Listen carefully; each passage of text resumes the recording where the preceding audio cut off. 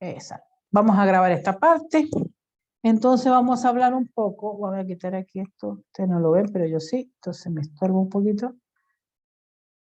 Y vamos a hablar sobre la epistemología y los modelos gerenciales, ¿sí? Esta es una infografía, por ejemplo. Esta que ven aquí es una infografía que tiene que ver con este tema. Para empezar, ¿qué es la epistemología? La epistemología es una ciencia, vamos a decir así, que es la encargada, en todos los sentidos, en todos lados, de saber cómo adquirimos conocimiento, en cualquier tema. No estoy hablando tan solo en tema de producción, en cualquier tema, en filosofía, en matemáticas, de eso se trata la epistemología. Entonces vamos a hablar un poco sobre los modelos gerenciales y cómo empezó la idea de todo esto, y vamos a ver también lo que es, vamos a ver desde el punto epistemológico, y cómo se estudia esto, ¿sí? Bueno, siempre todo está relacionado, más que nada, dentro de lo que es la verdad, ¿sí? Porque siempre el hombre ha querido adquirir conocimiento para saber cuál es la verdad, o cuál es la verdad que puede utilizar, o la verdad que le va a ayudar para tomar decisiones, en el fondo a través de experiencia, a través de su visión. Entonces vamos a recolectar un poco qué tiene que ver esto con todo lo que vamos a ver sobre producción. Bueno, la verdad pues nos lleva a querer entender o querer adquirir, ¿sí?, un conocimiento que nos sirva respecto a cualquier tema, no tan solo respecto a los manejos de la gerencia o las decisiones o la toma de decisiones, sino en cualquier tema. Nosotros, ¿qué tenemos que hacer? Primero observamos. Siempre se comenzó observando los procesos, observando a la realidad que estamos en nuestro entorno, ¿sí? Y opinar sobre eso, porque tenemos el derecho a opinar cómo vemos la realidad. Pero hay dos maneras importantes en el cual nosotros podemos observar la realidad. Podemos observar la realidad con un modelo empírico. ¿Qué tiene que ver esto? El modelo empírico tiene que ver con las experiencias. Cómo yo tengo la experiencia respecto a cómo yo miro el objeto, ¿sí? Tomar la realidad como objeto, es decir, ¿qué veo yo con mi experiencia? ¿Cuál es la naturaleza? ¿Cuál es el material que yo voy a utilizar? Todo tiene que ver con lo que yo he vivido, con mi experiencia.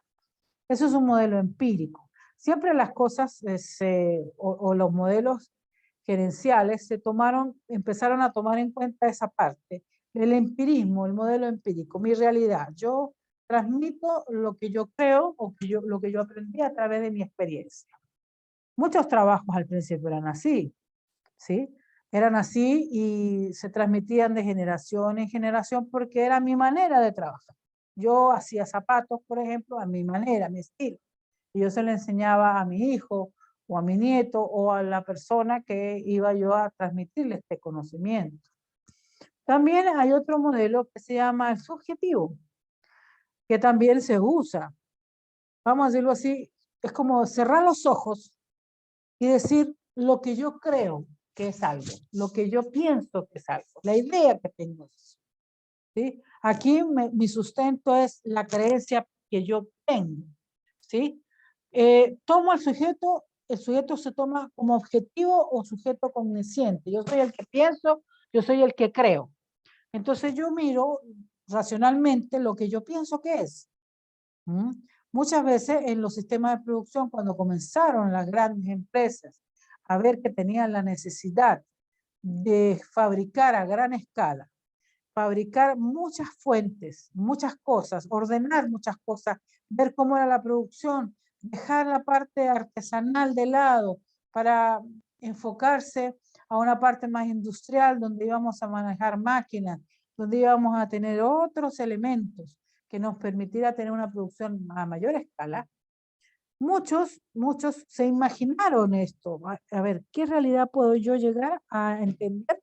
¿Qué puedo hacer con esto? Y el modelo subjetivo, yo pensaba qué puede ser la verdad o cómo puedo hacer esto mejor. Estaban los que estaban con el modelo empírico, en el cual siempre hacían las cosas a través de su experiencia, Y también estaba el modelo subjetivo, en el cual era mi realidad o la idea de lo que yo tenía a través del razonamiento. Esto no tan solo para los modelos gerenciales, la filosofía se ha basado en esto también, en la experiencia y el racionamiento o la idea que yo tengo respecto a algo. Nosotros a veces, personalmente, tenemos ciertas ideas respecto a algo que a veces quizás no estamos en la verdad. Creemos que algo puede ser así, o también caemos en lo que se llama la creencia o la manera de hacer una cosa de la misma forma, ¿sí? Ahí caemos en otro mundo en el cual se habla de que hay lugares donde la gente actúa como en un club, ¿sí? Siempre hacen las cosas de una manera y tienen creencias dependiendo de su experiencia, de que las cosas van a ser de esa forma, ¿sí? En el fondo lo que estamos haciendo pues es entregando o tratando de creer de una manera de hacer las cosas porque salen bien. Pero no, eso no quiere decir que porque las puedas hacer o que tú crees que salen bien es la manera correcta, ¿sí? Hay muchas maneras de hacer las cosas o maneras de ver las cosas. Bueno, entonces toda esta matriz de modelos gerenciales generó este cúmulo de cosas en el cual yo tenía la idea de la verdad o podíamos entender cómo se tenía que trabajar, ¿sí? Entonces, a través de esta matriz de los modelos gerenciales que están plasmados de todas esas ideas, tanto el empirismo, la experiencia de un trabajador, como la creencia que tenía o la idea que tenía el sujeto respecto a una realidad, todo eso se mezcló y empezaron a surgir modelos de trabajo o modelos que podíamos, modelos gerenciales que podíamos enfrascarlo en diferentes tipos. Tendremos el modelo clásico, el neoclásico, el modelo estratégico, modelos de calidad y los modelos postmodernos, que son los que usan hoy, que tienen que ver mucho con la inteligencia artificial, con la robótica y otras cosas que se han ido agregando a los procesos productivos. ¿Qué sucede con esto? ¿Qué hacemos con todo este bagaje de ideas o de maneras de hacer las cosas? Bueno, ahí tenemos lo que se llama la toma de decisiones. Podemos tomar decisiones en el cual nos permite, a través de este bagaje de conocimiento, de manera de ver mi realidad, que podemos tomar decisiones en el cual podemos dirigir, observar, analizar y ver ideas nuevas para complementar todo esto y poder hacer lo que quiero hacer y la manera que quiero hacer, ¿sí?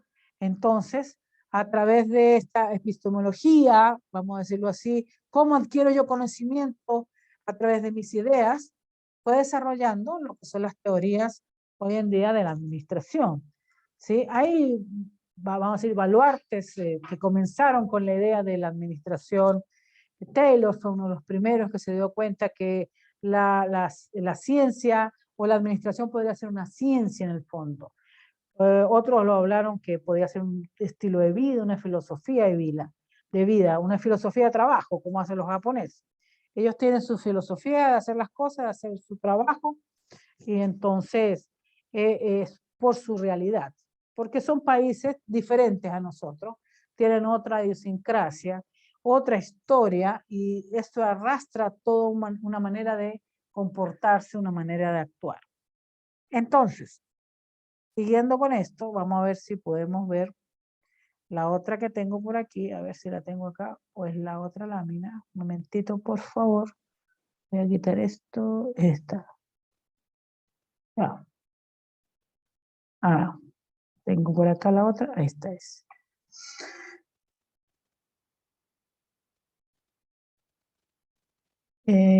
No sé si la ven, está cambiando a otra lámina, ¿la ven o no? Sí, profe. ¿Sí la ven? Ah, ok, perfecto. Bueno, sigo por acá entonces. Entonces, en base a esto, voy a correr esto para acá. Ajá. En base a esto, se realiza, bueno, la epistemología, que en el fondo, ya voy a quitar esto un poquito. Ajá. Que es, vamos a decir, como una ciencia en la cual estudia cómo producimos o cómo adquirimos conocimiento respecto a cualquier tema, no estoy hablando solamente de esto, junto con la administración, en el cual la administración pues es una manera de organizar los recursos, la organización en búsqueda de alcanzar objetivos. Recuerda que hoy día, si vamos a definir organización, ¿sí? Hay diferentes tipos de organización. ¿Qué es una organización? No todas las organizaciones puedo definirlas como una empresa. Hay organizaciones que en el fondo son solamente organizaciones. ¿Qué quiere decir? Un conjunto de personas que trabajan con un fin común. Hay organizaciones criminales también, ¿sí? Hay organizaciones para ayudar a los niños, hay organizaciones para diferentes rubros, es decir, no tan solo es de idea empresarial. Lo que pasa es que una organización, eh, tú reúnes un montón de personas en el cual todos trabajan y, y tienen una manera de pensar similar para generar o llegar a unos objetivos comunes. Eso es lo que es una organización en el fondo. Entonces, estas organizaciones van siempre en la búsqueda de alcanzar los objetivos.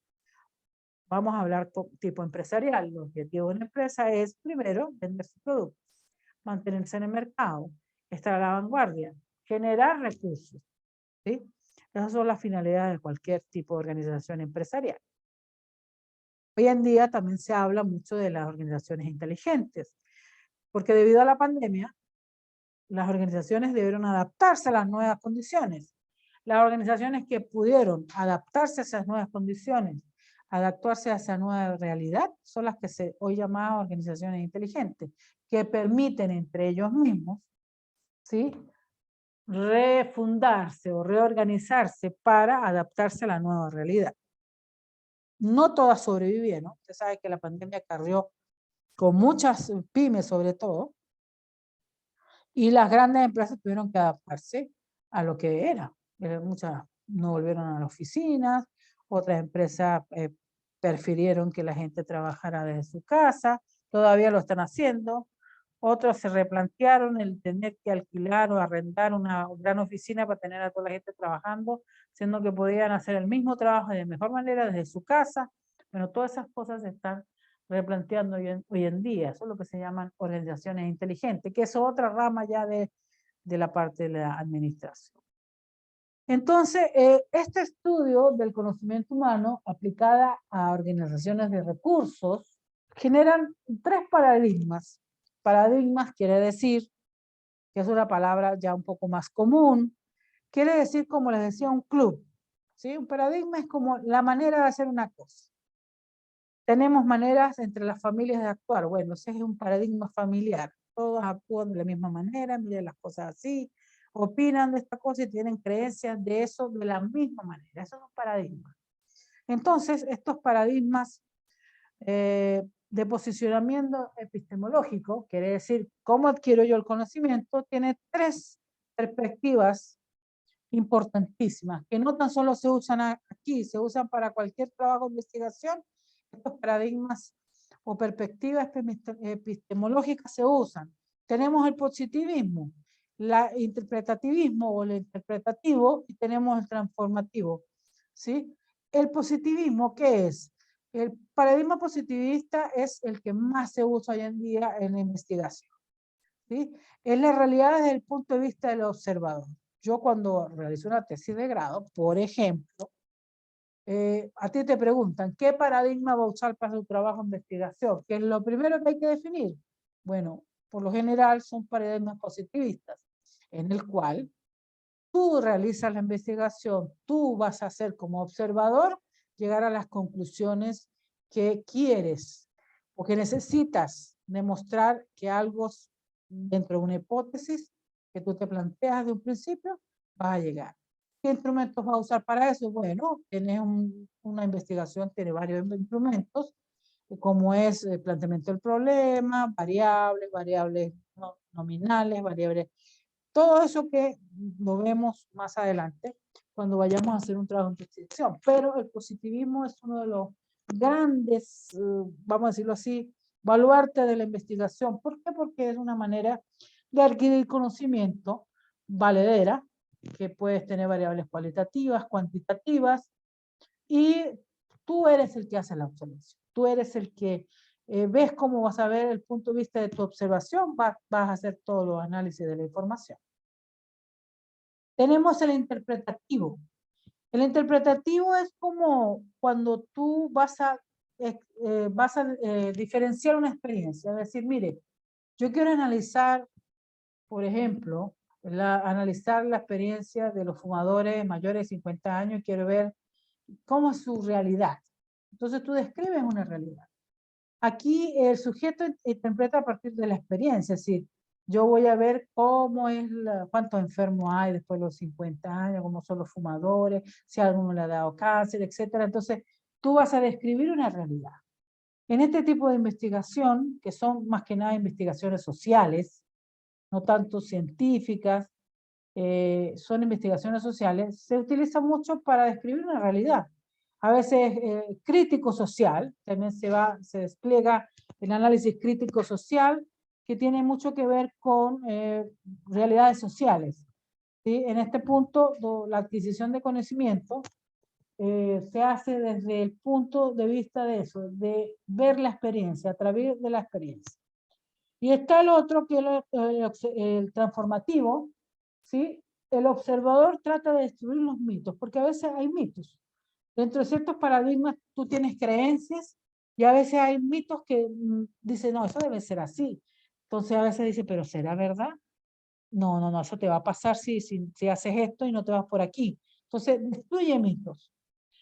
Y enseña a las personas a creer en el cambio radical de la sociedad sin miedo, que se vayan y sepan que sí se puede cambiar esa realidad.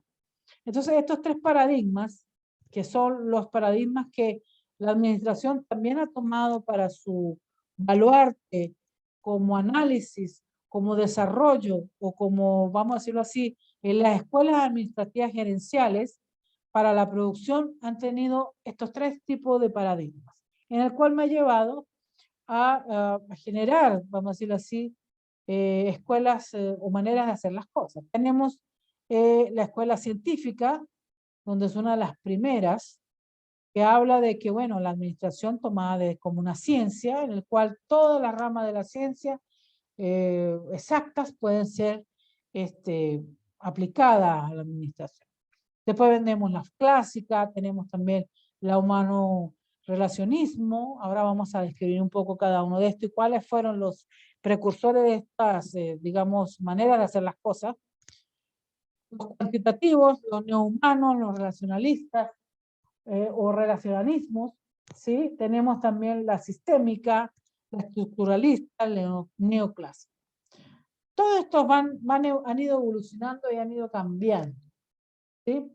No digo que hoy en día lo que se hace es una mezcla de todos. Las organizaciones hacen una mezcla heterogénea respecto a todas estas teorías entrelazadas, en el cual pues miran la administración como a veces te dicen, no, la administración es una ciencia, otros dicen, no, la administración es una técnica, una praxis, y al final pues lo puede ver hasta como un arte, porque en el fondo pues es un arte, porque manejar todo ese tipo o esos paradigmas epistemológicos que nos permiten interpretar la realidad desde varias perspectivas, pues un arte, en el fondo. ¿Y qué nos lleva a eso?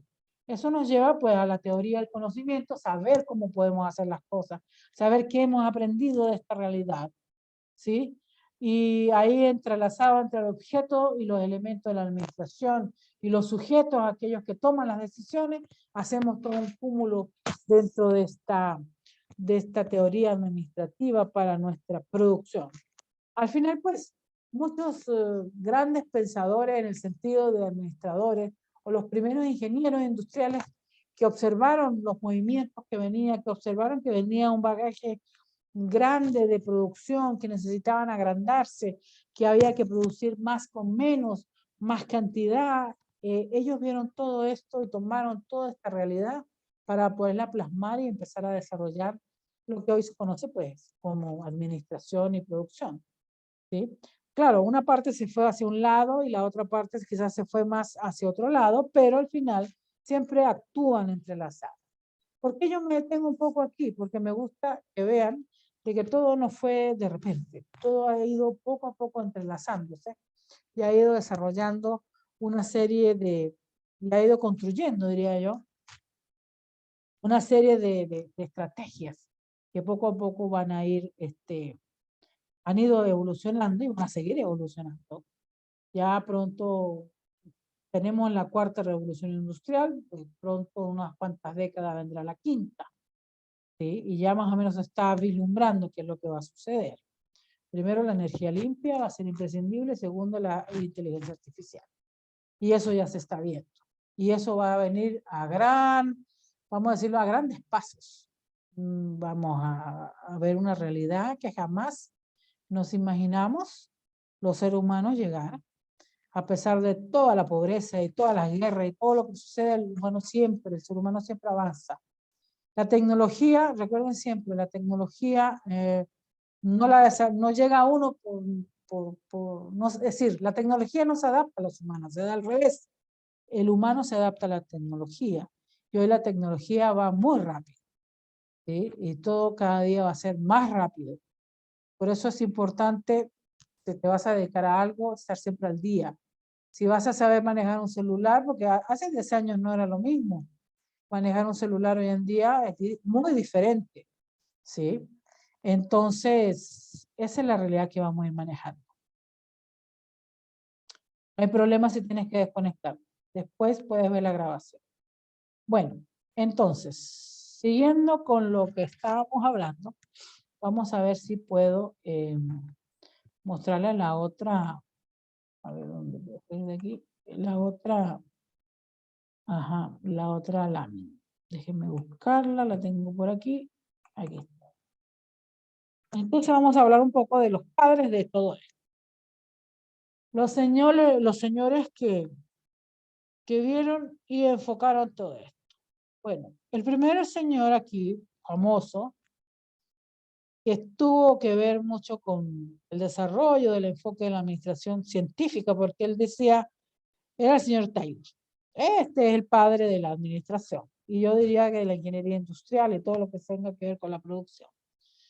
Él hablaba que, bueno, que los principios de la administración científica tienen que ver con que vamos a enfocarnos vamos a darle énfasis a las tareas, ¿sí?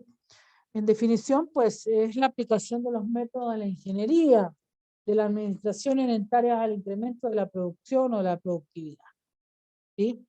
Él se refiere a la sistematización de los fundamentos de la producción. Es decir, tenemos 4 categorías o 4 principios fundamentales. La planeación, ¿sí? Sustituir los criterios individuales, porque recuerden que antiguamente había mucha mano de obra artesanal, no era tan, estoy hablando de 1850 hacia arriba, ¿no? Del siglo XVIII, siglo XIX. Entonces, siempre los criterios individuales y las improvisaciones eran muy comunes, ¿sí? Y la actuación empírica en la práctica del trabajador, él quería que los métodos fueran más basados en procedimientos científicos, ¿sí? Que era mejor, según la idea de él, que era realmente lo que se debe hacer, pues es formar al trabajador, adiestrarlo o darle, vamos a decirlo así, conocimientos que él pueda demostrar o generar métodos basados en la ciencia, ¿sí? También decía la preparación, seleccionar científicamente los trabajadores de acuerdo a sus aptitudes y prepararlos para entrenarlos para producir más y mejor, ¿sí? El control, controlar al trabajador o controlar el trabajo para cerciorarse que está ejecutándose de una manera de acuerdo a las normas establecidas, y también la ejecución, asignar atribuciones de responsabilidad para que el trabajo se realice con disciplina.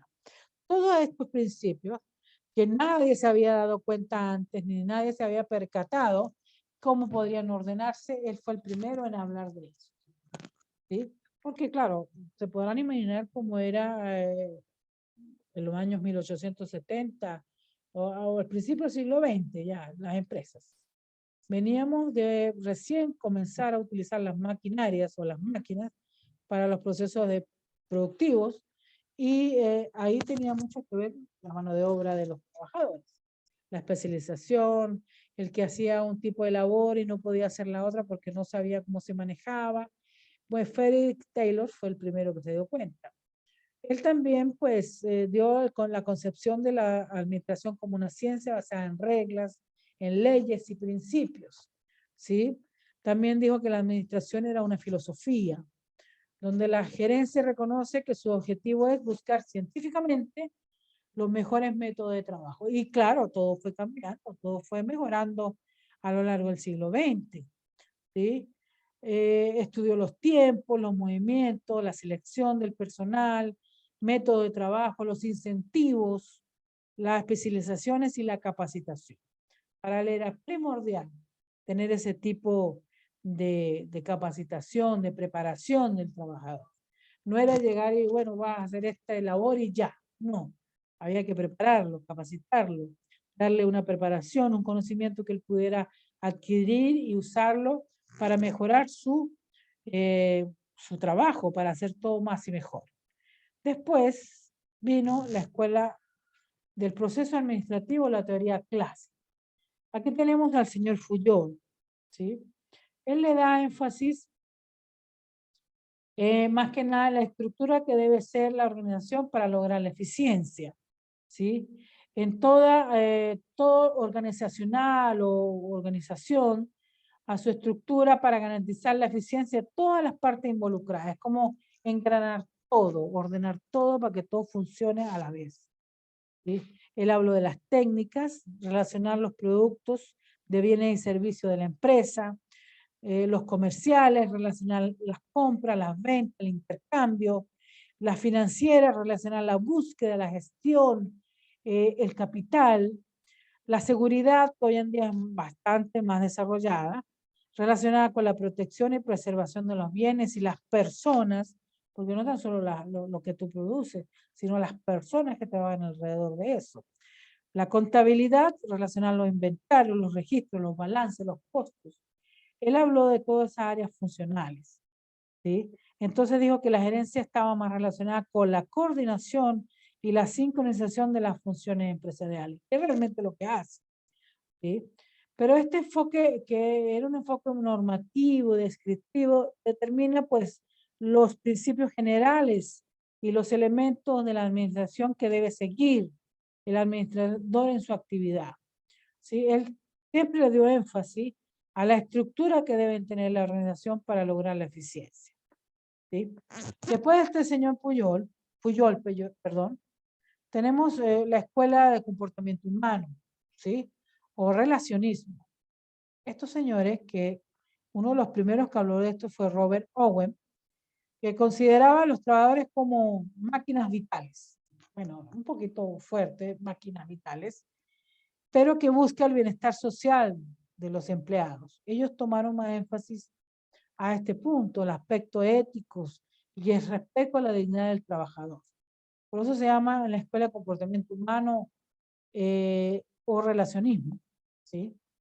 Entonces ellos, Owen tuvo un siglo antes y después el señor Elton Mayo, George Elton Mayo, que estuvo en 1880 hasta el año 49, habló de los factores sociales son más motivadores que los económicos. Es decir, cuando tú le das beneficios a tus empleados, a tus trabajadores, seguridad, solidaridad o cohesión con el desempeño que él hace con individual, ¿sí? Es un elemento fundamental, ¿sí? En el cual tú logras mayor motivación que motivaciones económicas. La comunicación es un elemento fundamental para lograr la productividad e influye en el comportamiento de las personas, de los trabajadores, ¿sí? Ellos hablaban, pero George pues, tuvo muchos siglos, un siglo después, 2 siglos después prácticamente, la motivación, la participación en los equipos de trabajo, la motivación de lograr una meta común, a través de la satisfacción de los logros. Son necesidades psicológicas que tienen los trabajadores. Entonces es bastante interesante este punto de vista que tiene que ver mucho con la necesidad de las relaciones o mejorar las relaciones humanas a través de una aplicación de la conducta para mejorar.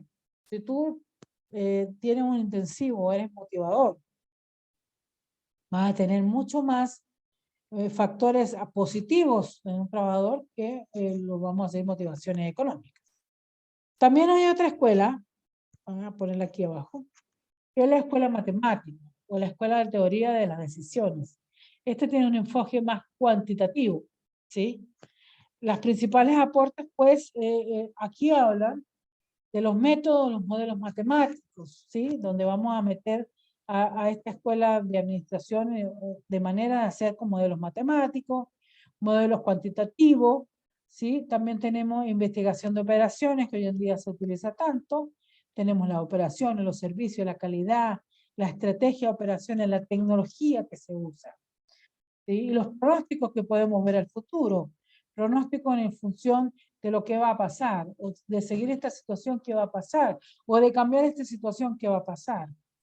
¿Sí? Entonces dicen que la administración es una entidad lógica cuyos elementos pueden expresarse en términos simbólicos matemáticos, relacionados unos con otros. ¿Sí? Es una básica para la toma de decisiones. Entonces este enfoque bastante moderno es la calidad, por ejemplo, la mejora continua. Parece que, por ejemplo, los chinos, los japoneses, perdón, tienen siempre ese concepto de la mejora continua. La mejora continua de la calidad, bajar los costos, no tener tanta desperdicios, ¿sí? Etc. Otra escuela también que podemos visualizar aquí es el neohumano o relacionalismo, relacionismo. El aporte de esto, bueno, tenemos varios representantes aquí, ¿no? Tenemos a Douglas MacGregor, ¿sí? Que lo ven a este lado, donde él propone lograr un equilibrio entre las necesidades del trabajador y de las empresas. Es decir, podemos lograr un equilibrio tanto para las necesidades que tiene la empresa o para las necesidades que tienen los trabajadores, ¿sí? Postula dos estilos de dirección, administración tradicional y la administración que considera la naturaleza del ser humano. Él le llama la teoría X y a otro le llama la teoría Y o Y. Sí, la teoría X dice el ser humano es por naturaleza indolente, perezoso, le desagrada el trabajo. Las personas tienen que ser dirigidas o obligadas a trabajar. Los trabajadores prefieren ser dirigidos. Y la otra parte que él decía, al ser humano le agrada el trabajo y le corresponde o la responsabilidad, la iniciativa, el potencial de desarrollo y la disciplina lo encuentran latente en todo ser humano. Es decir, tú puedes encontrar un lado, puedes encontrar el otro.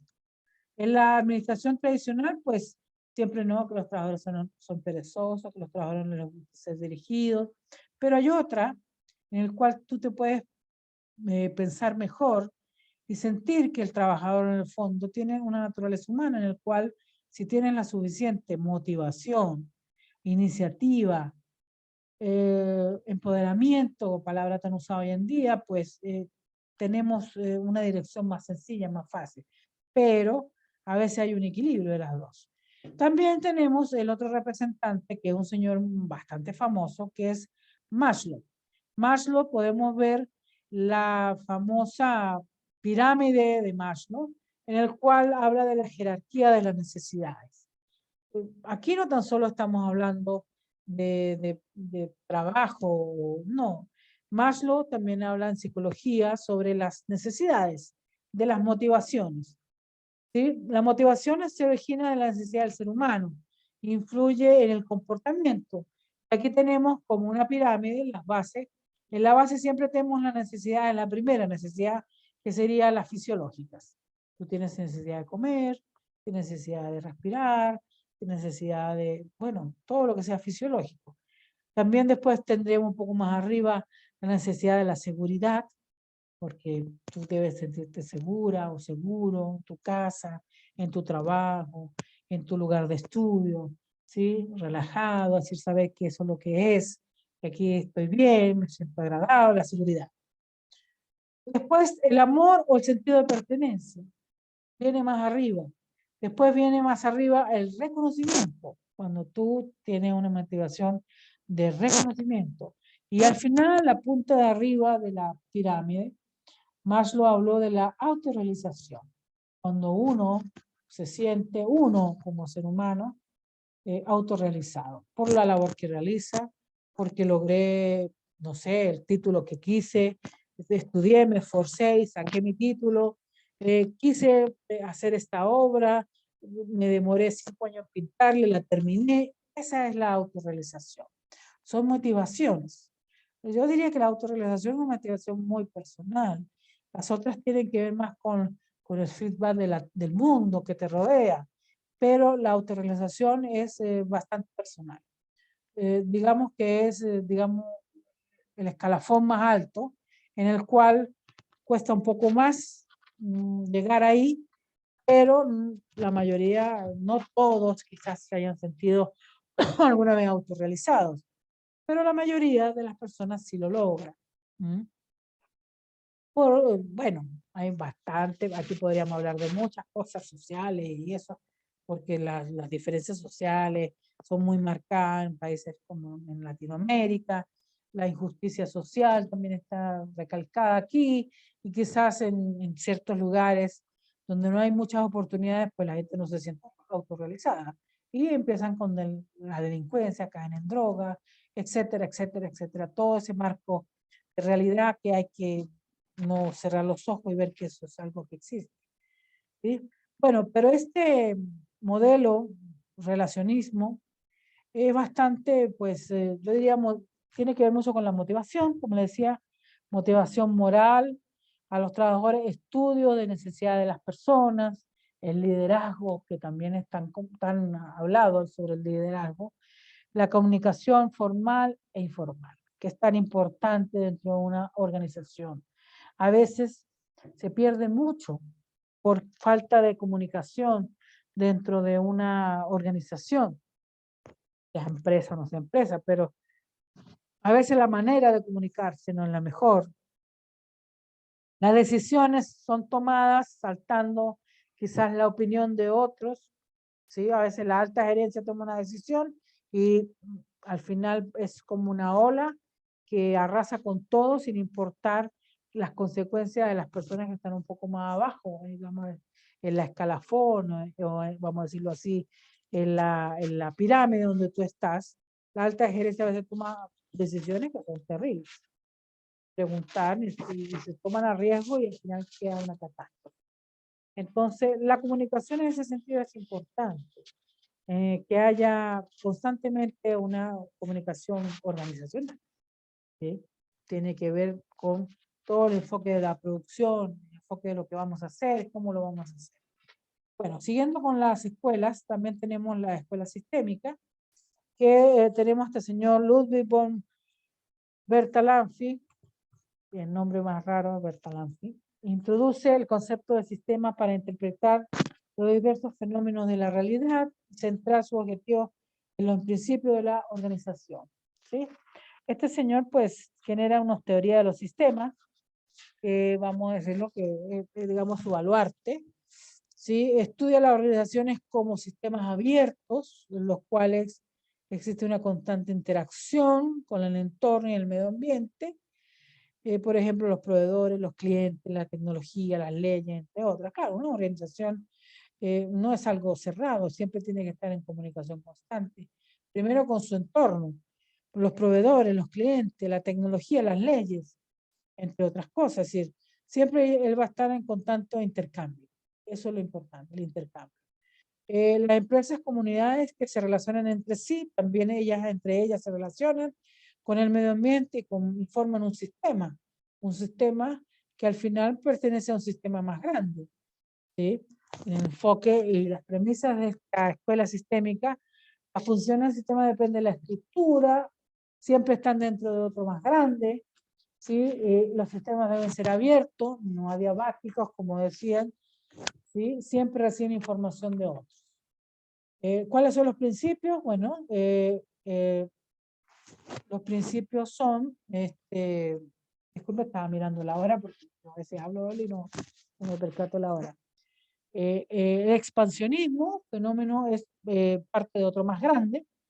Siempre es igual, el desempeño de un sistema depende de cómo se relaciona con el mayor, porque si aquí tenemos aquí en Chile, bueno, los sistemas, las organizaciones están todas relacionadas aquí, y vamos a uno más grande, al sistema de todas las empresas de Santiago, se relaciona con las empresas de todo el país, si siempre hay uno más grande, y las de Chile se relacionan con las de Sudamérica, y las de Sudamérica se relacionan con las de todo el mundo, etcétera, etcétera, etcétera. También tiene el principio de pensamiento sistémico, el fenómeno que se pretende explicar es visto como parte de un sistema mayor, es explicativo en términos de roles, desempeño, sistemas mucho más grandes. Y teleología, la causa es una condición necesaria, mas no siempre suficiente para que surja un efecto. Siempre nosotros pues tenemos una causa, tenemos que llegar a ese punto, es decir, por esto se generó esto. Tenemos que llegar, esto lo generó tal cosa. Siempre hay un porqué. ¿Sí? Y la causa, pues a veces no es suficiente. No es suficiente, o quizás puede ser, no es tan suficiente para que se genere algo. ¿Sí? Pero por lo general se genera algo, pero puede ser que no se genere nada. Sigo por acá. También tenemos la escuela estructuralista, ¿sí? Que aquí tenemos este fenómeno o este tipo de escuela tiene aportes que busca interrelacionar las organizaciones con sus ambientes exteriores como una macro sociedad, da importancia a la variedad del entorno organizacional, manifiesta una visión organizacional a largo plazo, la visión del hombre organizacional es ordenado, planifica, es metódico, cambia y crece con la organización. Perdón. Ellos toman argumentos de las teorías clásicas, relaciones humanas, burocráticas, para formar su propia teoría. ¿Sí? Los representantes son, bueno, un italiano y un búlgaro, creo que es.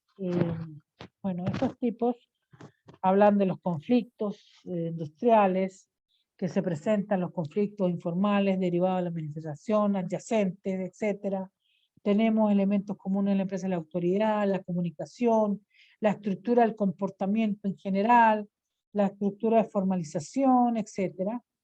Renata Mais, estructura según la autoridad, la jerarquía, la democracia, la técnica. Y Accioni habla de las organizaciones clásicas, la normativa, la utilitaria, las que son mixtas, ¿sí? Las coercitivas, etc. ¿Sí? Entonces, todo ha ido evolucionando. Como pueden ver, ya es más sofisticado el sentido de las escuelas de la administración. Finalmente, pues tenemos la escuela neoclásica, que su característica dice que es una organización lineal, funcional, ¿sí? Lo vemos a veces en los organigramas que son un poco más lineales. ¿Sí? Da énfasis en la práctica de la administración, toma en cuenta la organización formal e informal, da énfasis en los resultados, los objetivos de las teorías clásicas y define la administración como una ciencia social. ¿Sí? Da énfasis a los procesos de administración. ¿Ok? Bueno, vamos a continuar. Voy a parar un poco aquí para ir a la otra diapositiva, a ver si me da tiempo. ¿Qué hora es? Sí me da tiempo, se las pongo. Entonces vamos a mostrar la otra. ¿Dónde la tengo? Se me perdió. Espérense muchachos. Déjenme buscarla. ¿Dónde está? Creo que la tengo por aquí. Un minuto. Aquí está. Sigo. Ajá, ya. Ya la conseguí. Entonces, tendríamos que hablar y seguir hablando de los sistemas de producción. ¿Sí? Los sistemas de producción, pues, tienen que ver con la planificación de recursos para las operaciones en los sistemas productivos. Bueno, los sistemas de producción tendríamos que un sistema de producción es aquel proceso, ¿sí?, que es encargado de producir bienes y servicios. Es decir, la manera en que se lleva a cabo la entrada de materiales, materias primas, y así como los procesos dentro de la empresa, ¿sí?, para transformar los materiales que tenemos y así tener un producto final, un producto terminado, para la entrega del mismo a clientes y consumidores, teniendo en cuenta el control adecuado del mismo. Es un proceso de transformación, en el cual como entrada siempre tenemos los insumos, las materias primas, la mano de obra, la energía, los capitales, y tenemos un proceso de transformación y la salida tenemos un producto, bienes o servicios, ¿sí? En estos tenemos una retroalimentación siempre, en el cual vemos nuestros objetivos, si se han llevado a cabo, las normas que seguimos, los lineamientos para su fabricación y los requerimientos. Siempre es importante tener siempre esa retroalimentación para saber si se han logrado en énfasis los objetivos. Tenemos, bueno, hemos hablado anteriormente de la clasificación de los sistemas de producción, ¿sí? Hablemos de un sistema. ¿Qué es un sistema? Es un conjunto de elementos que se hallan interrelacionados funcionalmente en busca del logro de ciertos objetivos, ¿sí? La producción es la transformación de insumos en productos. Entonces, un sistema de producción es el conjunto de objetos y o seres vivientes o seres humanos que se relacionan entre sí para procesar insumos y convertirnos en productos definidos por el objetivo del sistema. Y ahí vemos una línea de producción pequeñita en un dibujo en el cual nos muestra más o menos un sistema de producción. Sigo por aquí. Entonces, ¿qué será entonces un sistema de producción? Es un conjunto de actividades de un grupo humano que organiza, dirige y realiza de acuerdo a sus objetivos, siempre acuérdense de esto, su cultura y recursos, utilizando prácticas en respuesta al medio ambiente físico. Proporciona una estructura que facilita la descripción y la ejecución de un proceso de búsqueda.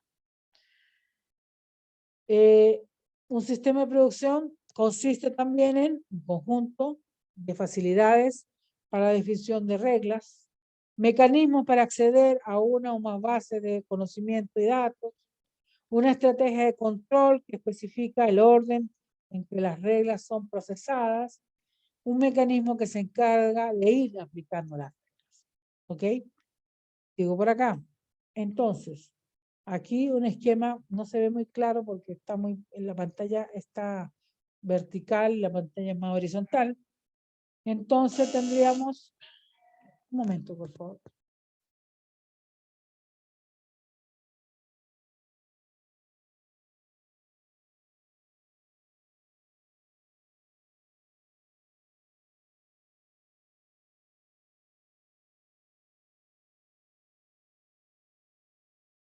Ya, disculpe la interrupción. Entonces, la clasificación de los sistemas, pues tenemos físicos y abstractos. Físicos son aquellos sistemas que existen físicamente y los abstractos son aquellos que solo existen en forma conceptual o en lo que la mente o en la mente de alguien, la idea que puedo tener yo. También tenemos naturales y elaborados. Los naturales serían aquellos elaborados por la naturaleza y los elaborados son los que ha hecho el hombre. Tenemos sistemas abiertos y cerrados.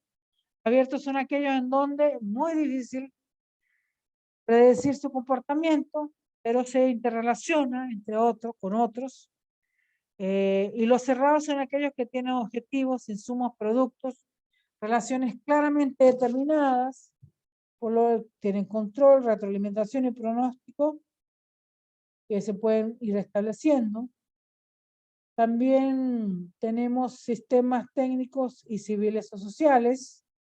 Sistemas técnicos son los que se integran y aplican tecnología para alcanzar una meta, y Los civiles y sociales tienen como finalidad la satisfacción de un objetivo social. ¿Sí? Los sistemas de producción, ya sabemos que son procesos. Por proceso es aquel que por medio de un proceso común se elaboran todos los productos, y por órdenes es aquel que cada lote de producción diferente sigue un proceso especial. ¿Sí? Entonces, sigo por aquí. A ver, no hago más. Ahí está. Entonces aquí podemos tener, clasifica los sistemas de producción en base a su proceso. Continuos, intermitentes, modulares, de proyectos. Eso ya lo hemos hablado anteriormente. ¿Sí? Los continuos, intermitentes, modulares y de proyectos. Los productos, bueno, los continuos, el flujo es continuo, aquellos que las instalaciones se uniforman en cuanto a las rutas, los flujos, las virtudes o los insumos homogéneos. Los intermitentes, bueno, son aquellos en que las instituciones deben ser flexibles para la gran variedad de productos de tamaño. ¿Sí? Las instalaciones de transporte entre las operaciones deben ser también flexibles para acomodarse a la gran variedad de los insumos. Los sistemas modulares hace posible contar una gran variedad de productos relativamente altos y al mismo tiempo con baja variedad de componentes. Los sistemas por proyectos, bueno, a través de una serie de fases, que no pueden dejar de pasar las fases, ¿sí? Es un sistema, no existe flujo de productos, existe una secuencia de operaciones. Todas las tareas, operaciones individuales deben realizarse a una secuencia determinada. Sigo por aquí. Tenemos también las clasificaciones de sistemas de producción en base a su finalidad. Acuérdense que tenemos sistemas primarios, secundarios y terciarios. Los primarios, bueno, ¿cuáles serán? Donde sacamos los productos más básicos, ¿sí? Agrícolas y de extracción, la minería, también. Operamos sistemas continuos, intermitentes, dependiendo de la demanda del mercado. Cabe señalar que la industria de petróleo forman parte no solo del sistema de extracción, sino también de la transformación. Aquí tenemos todo, por ejemplo, cuando la minería, al extraer, pues sus sistemas primarios, los que sacan el mineral de la tierra, los que siembran papa o los que siembran manzana, etcétera. Los secundarios, pues ya son sistemas de transformación. Podemos transformación y artesanal también, industria del vidrio, el acero, la petroquímica, la automotriz. Los sistemas que funcionan como continuos e intermitentes, dependiendo de la necesidad. Las características de la industria de la transformación es gran diversidad, o están divididos en tareas aplicadas a la producción en masa. Y los sistemas terciarios, pues se engloban los sistemas productivos de servicios. Las clínicas, los bancos, los aeropuertos, los metros de Santiago, el ferrocarril, todos esos son sistemas terciarios.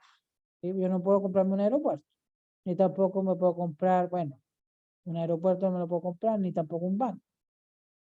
¿Okay? El común de la gente. Entonces son sistemas terciarios. Secundarios, pues la producción, y los primarios son los que extraen. ¿Ok? Sigo por aquí. ¿Cuáles son los elementos de un sistema de producción? Bueno, recuerden siempre, los insumos, el proceso donde se hace la transformación y los productos. El producto siempre van a ser bienes y servicios. Insumos, mano de obra, material, energía, capital, maquinaria y el sistema. Y el proceso en sí, la transformación, con uso de tecnología, por supuesto. Hoy en día, muy común. Y también tenemos algunas clasificaciones de los servicios, o vamos a decir de los productos. Cuando es de acuerdo a su origen, pueden ser públicos, privados también. Por ejemplo, ¿qué es un servicio público? Pues tenemos la Contraloría General de la República, eso es de todos nosotros, de todos los chilenos. Y es privado y también pueden haber mixtos. De acuerdo a este tipo de productos pueden ser bienes y servicios o mixtos. ¿Sí? También tenemos de acuerdo a los sectores primarios, secundarios y terciarios. ¿Sí? Aquí tenemos primarios más detallados, agricultura, la ganadería, pesca, explotación forestal, secundarios, industria, construcción, minería, pero ya cuando la transforman, ¿no? Explotación de fuente de energía. Terciarios, comercio, transporte, sanidad, educación. De acuerdo a su tamaño, Tenemos las micro, las pequeñas y las medianas y las grandes. Las pymes son las pequeñas y medianas empresas, recuerde. Ahorita hay una, la micro, pyme creo que se llama, más chiquita de todas, otra clasificación. De acuerdo al flujo del proceso, también se llaman en serie, intermitente o por proyectos. Y de acuerdo al giro, son, vamos a decir, proceso automotriz, agroindustrial, metalmecánica, construcción, turismo, electrónica, química, etcétera, un sinfín. Y bueno, los objetivos de un sistema de producción, ¿qué será? Bueno, los objetivos más importantes de un sistema de producción es lograr la máxima contribución a la continuamente creciente satisfacción del cliente. Aquí siempre buscamos o se busca satisfacer las necesidades del cliente. ¿Qué quiere decir esto? Bueno, siempre el cliente quiere más y más y más. Ustedes saben que a veces son súper, vamos a decirlo así, pues llegan, quieren una cosa y al otro mes quieren otro celular y en 2 meses quieren otra cosa y siempre quieren más y más y más. Bueno, ese es el sentido de todo este sistema de producción. Características del sistema de producción, bueno, los parámetros del sistema son input, compra o entrada de una empresa, factores productivos de la empresa, lo que adquiere del exterior para ser sometido a un proceso de transformación interna, las materias primas, los productos intermedios o semi-manufacturados, y la energía que la empresa compra en el mercado son inputs, ¿sí? Si al valor de los inputs adquiridos en el exterior se le suma el valor añadido creado por la empresa, el valor de los sueldos, salarios, más el interés, esos son inputs, ¿sí? Y los outputs, salida del producto, resultados, es la finalidad para el cual se reunieron los elementos relacionados en el sistema, los resultados de un proceso, de las salidas, las cuales deben ser coherentes con los objetivos del sistema. Los resultados de los sistemas son finales, mientras que los resultados de los subsistemas son intermedios, etcétera. Eso es los outputs. Y también tenemos el rendimiento, la retroalimentación y el ambiente. El rendimiento, bueno, es el fenómeno de los productos que produce cambios en el mecanismo de inversión, de entrada y salida, los resultados totales o generales se presentan como una caja negra en la que entra insumo y sale otras cosas diferentes a los productos. Siempre hay Profe, un, dígame. el rendimiento no es un concepto parecido al de eficiencia, También, sí, lo podemos ver como ¿cierto? eficiencia.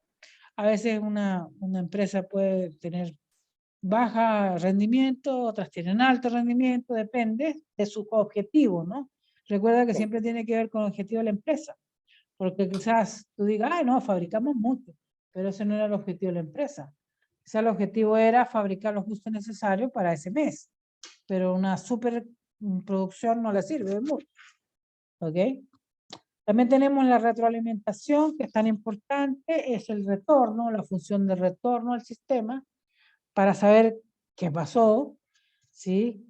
Tiene que comparar o tiene las salidas en criterio preestablecido, manteniendo controlado dentro del estándar o los criterios, saber si realmente se está fabricando como se dice, o los productos tienen la calidad que se necesitan o se requiere. También está el ambiente, ¿sí? En el medio en que se envuelve extremadamente el sistema, externamente el sistema, todo lo que está, vamos a decir, en el sistema interactúa con él, ya que recibe las entradas, los procesos y efectúa las salidas. La supervisión del sistema depende de su capacidad de adaptarse, cambiar, responde a las exigencias, las demandas del ambiente externo. ¿Sí? Cuando pasó la pandemia, pues esto fue una de las grandes cosas que cambiaron en el ambiente. ¿Sí?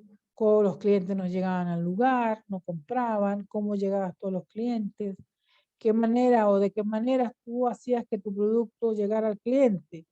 ¿Sí? Todo esto fue adaptándose. Y es lo que se llama hoy en día, pues le dicen a organizaciones inteligentes, que se van adaptando a los cambios que van surgiendo.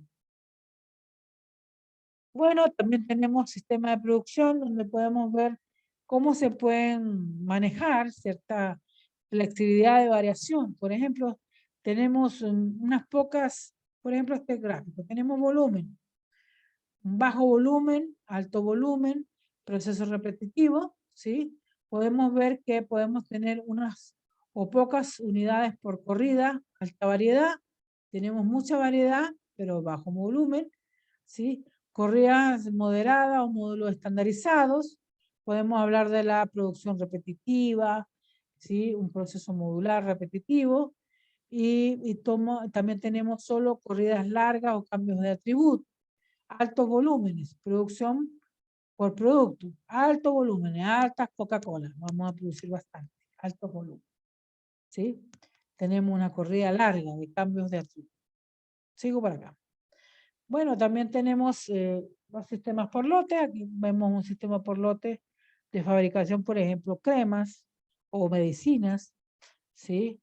Se trabaja por lote de determinados productos que se limita a un nivel de producción, seguido por lotes de productos diferentes. Es una producción intermitente porque hacemos hoy día, no sé, aspirina, mañana hacemos para el dolor de cabeza otra cosa, paracetamol, ¿sí? Entonces siempre son lotes intermitentes. Se fabricó, se acabó. Ahora hacemos otra cosa.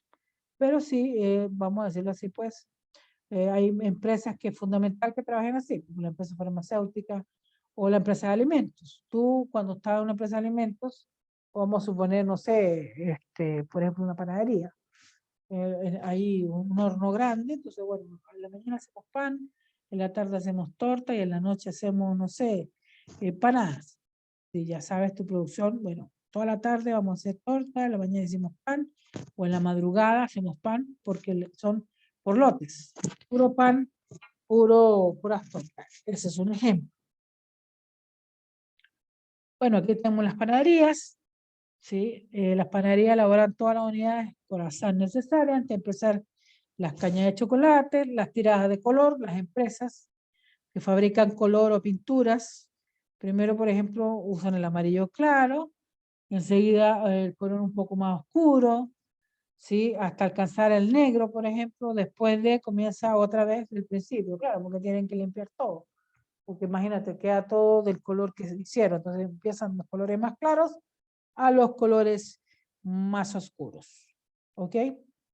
Yo no sé qué hora es, muchachos, yo creo que ya deberíamos terminar, lo dejamos a la mitad. Bueno, en 2 semanas más terminamos, nos queda un poquito por aquí. Y continuamos con la otra parte. ¿Estamos? Ya, profe. Bueno, por lo que hablamos delante, bueno, les voy a poner en la plataforma, al final de la nota, el trabajo que les voy a asignar para que suban la nota, ¿ok? Y la entreguen dentro de, a ver, 2 semanas, ¿les parece bien? Sí, profe. Sí, Ya. yo creo Sí, que está profe, bien. sí. Ya. Entonces les voy a dar la información de lo que van a hacer. Y en 2 semanas les voy a poner en marco de 2 semanas, lo entregan ahí en la plataforma, lo meten ahí en PDF para yo poderlo revisar. Y con respecto a la prueba, yo voy a revisar estos días y hablamos en 2 semanas, ¿ok? Ya, profe. ¿Listo? Ya, Bueno, profe. Gracias, Ya, buenas profe, noches. gracias. bueno, Buenas chao. Profe, la noches. lista. Cuídese. La lista, profe. Ah, la lista, Gracias. ya va. Espérate. Vamos a sacar la foto. Espérate un poco.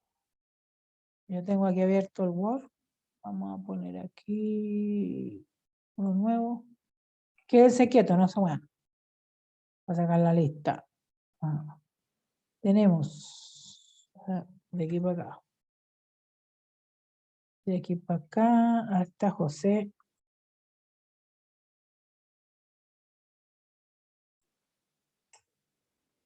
Ya por acá, José. Ya. Vinieron más poco y se fueron ya.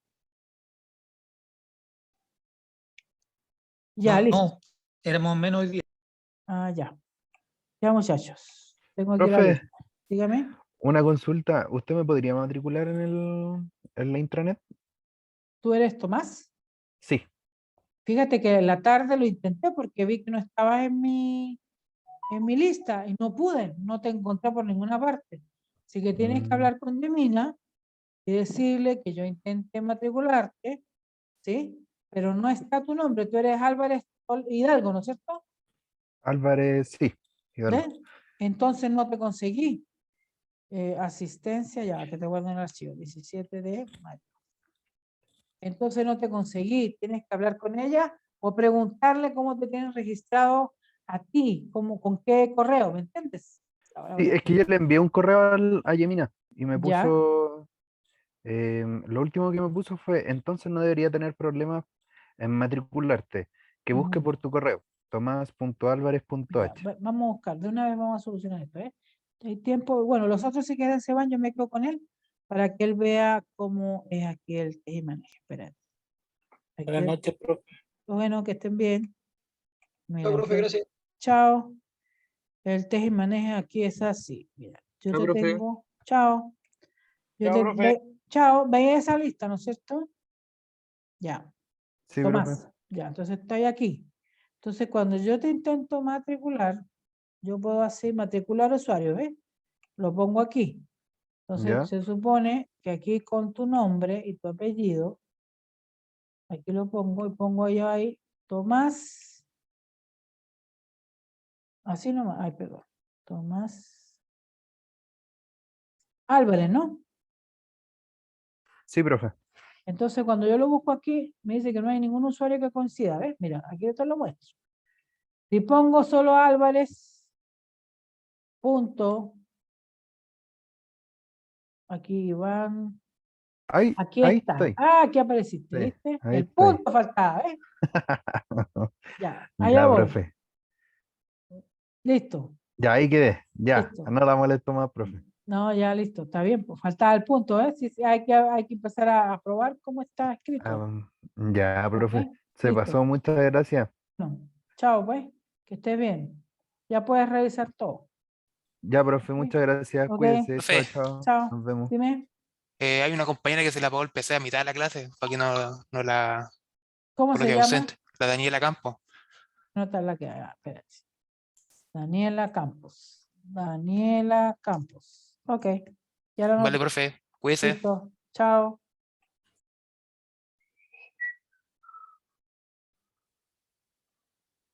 Ajá.